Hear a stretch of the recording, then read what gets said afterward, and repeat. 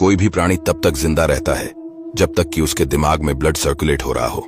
इसी चीज का फायदा उठाते हुए रशिया के वैज्ञानिकों ने 1940 में एक एक्सपेरिमेंट कंडक्ट किया, जिसमें उन्होंने एक मरे हुए कुत्ते का सिर काटकर उसमें आर्टिफिशियली ब्लड और ऑक्सीजन सप्लाई करना शुरू किया।